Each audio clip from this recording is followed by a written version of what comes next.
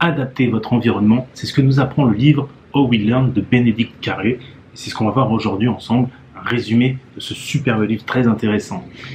Bonjour, c'est Thomas du site entrepreneurinvestisseur.com. Chaque semaine, j'essaie de vous faire un résumé d'un livre pour pouvoir être 2 fois plus efficace et relax au travail. Donc le livre du jour, c'est How We Learn, donc comment nous apprenons, de Bénédicte Carré. Donc, s'appuyant sur des études scientifiques et psychologiques qui ont été faites, ça nous apporte des informations assez intéressantes qu'on va voir tout de suite ensemble. Donc, changer d'environnement de travail, c'est quelque chose qui pourrait être bénéfique quand vous avez un travail où vous avez besoin de retenir beaucoup d'informations. Donc, il y a un journaliste, alors le nom il est un peu compliqué, Solomon Cherejevski, journaliste moscovite, qui, suite à ses études, nous a prouvé que l'association de multiples perceptions à un souvenir facilite sa restitution. Ouh là là, qu'est-ce que ça veut dire? C'est-à-dire qu'en fait, tout simplement, il fait des associations d'idées ou d'images qui va lui permettre de retenir, sur du plus long terme, des informations. Il l'a prouvé, car il a réussi à mémoriser des chiffres aléatoires.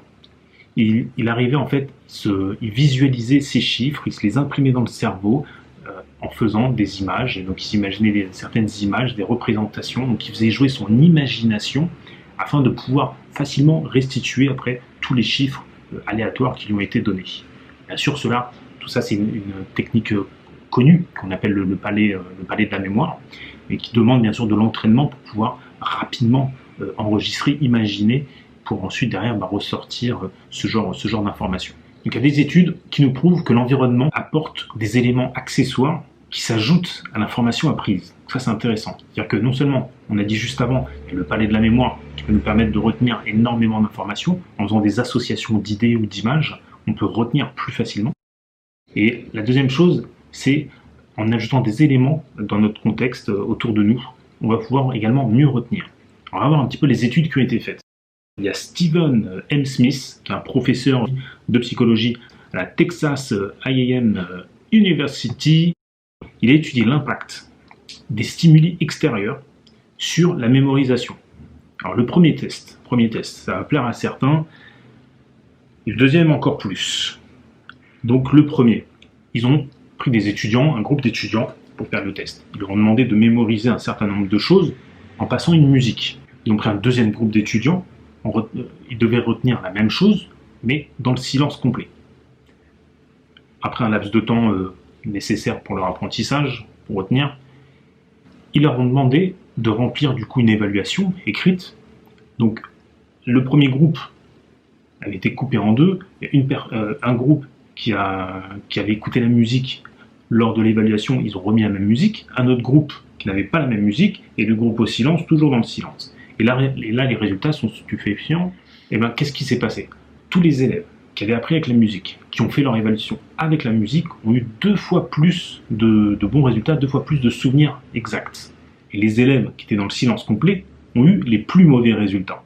Qu'est-ce que cela veut dire? Tout simplement que pour mieux se souvenir, en rajoutant un élément extérieur, par exemple une musique pour l'apprendre, ça va vous permettre de mieux retenir. Ça, on le sait, la plupart d'entre vous, vous le savez également. On sait que c'est pour ça avec les enfants, parfois on apprend en chantant.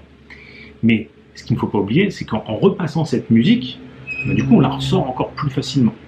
Vous allez me dire que ça coule de source. Bon, en tout cas c'est bien à noter, ça veut dire que, on parle de musique, c'est un exemple concret qu'on connaît déjà, mais ça prouve bien la véracité du fait que rajouter un élément extérieur, ça permet de mieux mémoriser, et donc on peut le faire avec autre chose. Donc une autre étude, toujours avec ce monsieur Smith, a fait réviser les élèves dans 2 salles différentes.